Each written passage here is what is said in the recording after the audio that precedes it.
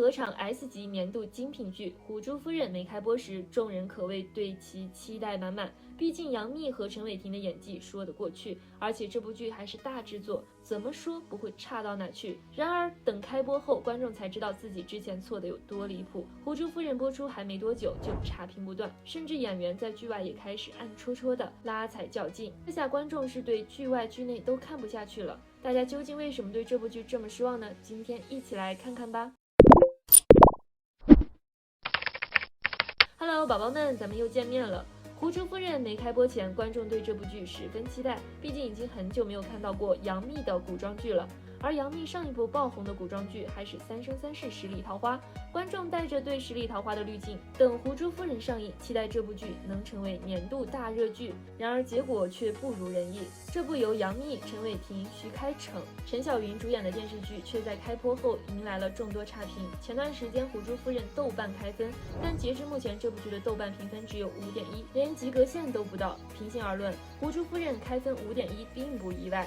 如果不是杨幂、陈伟霆粉丝清一色好评的力挺，这部剧的评分可能会更低。而《虎珠夫人》差评如潮，也并不是没有原因。首先，这部剧的细节没有说服力，让观众没有代入感，也看得十分混乱。正常来说，一部电视剧开端会设计高能桥段来征服观众，维护口碑，这样才会让观众有意愿追下去。《虎珠夫人》明显也有这样的意图，开头第一集就是海中取鲛珠以及渔村遭屠戮的高能桥段，把这样的高能片段放在了开头，本以为会口碑暴涨，但是开头很多细节都缺乏说服力，桥段毫无逻辑的设定也难以让人信服。比如当鲛人出现后，海狮的父亲为了获得鲛人的眼泪，他想到的办法就是掐自己的女儿，让鲛人心软落泪。这个设定实在是让小编看得很迷惑，究竟是怎样的脑回路才会想到这个办法呢？难道掐死自己的女儿就确定鲛人会落泪？孩子是父亲的心头肉，为了取一个鲛珠，这个父亲竟然不惜用自己女儿的生命做赌注。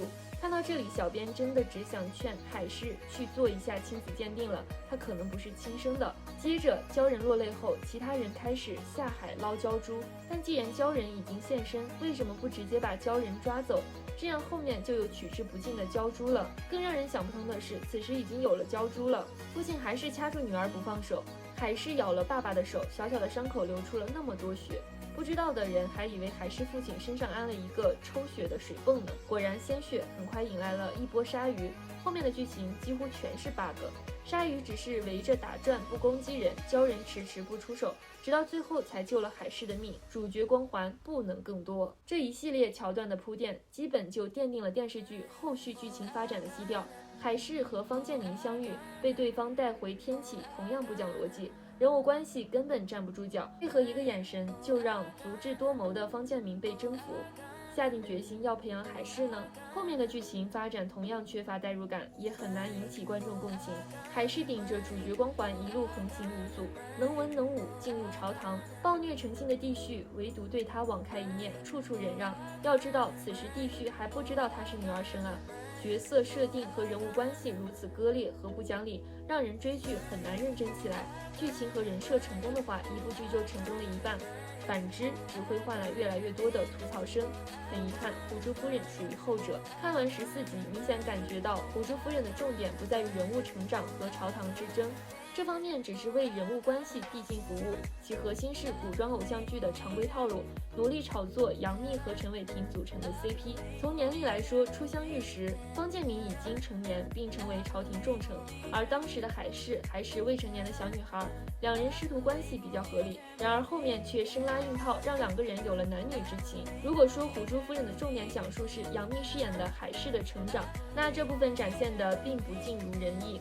渔村长大的海狮怎么就能文能武了？剧中缺少细节的展现，他竟然能赢过寒窗苦读多年的学子们，靠一篇文章就得到了帝旭的青睐，靠的只是主角光环，缺少人物成长的必经过程，让人很跳戏，也会觉得不太严谨。人物没有说服力，也影响到了演员对角色的塑造和演技的发挥。为了让主角尽快出场，杨幂刚亮相时是18岁的海狮，但杨幂已经30多岁了。尽管在情绪表达和肢体语言上尽量向少女靠拢，但还是让人觉得很违和。这种扮嫩的表演方式真应该停一停。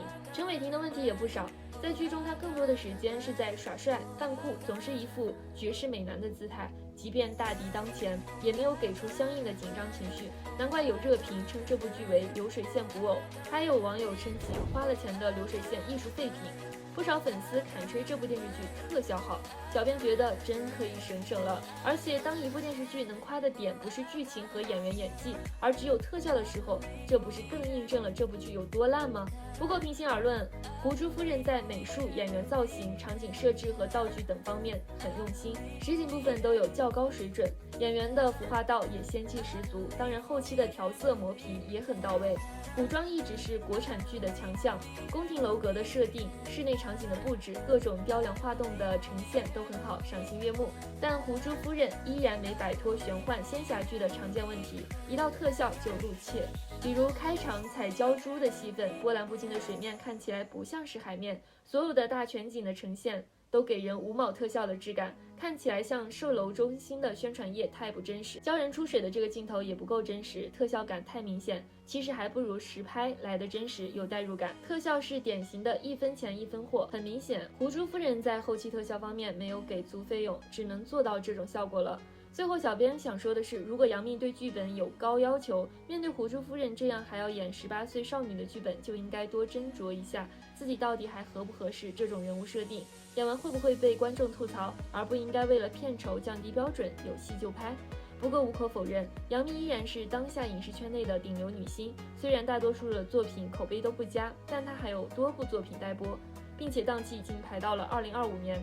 在胡珠夫人之后，杨幂有开放结局、焦藏、谢谢你一生，待定2022年和观众见面。2023年有刺杀小说家2。另外，从查询资料可知，她还将和段奕宏合作那个不为人知的故事，和刘畅合作的应许之日都暂定在2025年。未来几年她依旧会非常繁忙。既然不缺片约，那杨幂为什么不能提高一下作品和角色门槛呢？毕竟幂姐应该不缺钱，挑点设定好的剧本，稳住口碑，不是更好吗？杨幂的人设不让观众接受，相比之下，剧中女二的人设似乎更加出彩。扮演女二的陈晓云也吃了角色红利，好评不断。然而最近，陈晓云也因为自己的低情商被网友 diss 了。事情是这样的，有网友在陈晓云的动态下评论，称这部剧你是唯一的亮点，那谁看的好尴尬。没想到陈晓云居然回复了这条评论，他说：“谢谢喜欢，幂姐是我的偶像，和她一起拍戏是她的荣幸。”本来没有指名道姓，却被陈晓云直接把名字给点了出来，让人直呼尴尬。不管是从资历还是从实际上来讲，杨幂绝对是前辈。且不说杨幂作品质量如何，演技如何，起码她的基本底盘的号召力，很多网友看到这部电视剧都是因为杨幂，而不是陈晓云。陈晓云直接在评论区回复网友说的杨幂演技尴尬，与其说是耿直，倒不如说是真的情商低。或许陈晓云只是想表达一下自己的观点，但是在这个风口浪尖上，一个小小的失误都会被放大，引起粉丝之间的矛盾。诚然，杨幂确实有需要改进的地方，那也只是观众的评价而已。作为同剧组的演员，陈晓云这个做法明显就是有些落井下石了。不久这件事就发酵了，被大家广泛热议之后，陈晓云还是没有删除自己的评论，好像这件事不是他自己的错一样。而网友们也没闲着，很快陈晓云的一些黑历史被网友们扒了出来。从前他这样的事情做的可是一点不少啊！曾经在浪姐的时候，陈晓云的骚操作可是一点都不少。在大家都觉得歌曲的开头交给专业歌手去唱的时候，陈晓云并不是很满意，想要自己去唱。这时龙主儿提出让他和专业歌手比较一下，陈晓云直言这是故意给他难堪，当场哭了起来，给龙主儿施压。事情出来之后，网上的评论一边倒，陈晓云也留下了一个绿茶的名号。说起陈晓云，还有一件众所周知的事情，那就是她和于晓彤之间的感情纠葛。一开始的时候是因为于晓彤迟迟不提出结婚，加上性格不合才分手的。当时的风评是很多人为陈晓云鸣不平，毕竟谈了2-3年还不结婚，男方就有问题。挥霍女孩子的青春，无论是在什么时候都不会被大家所轻易原谅。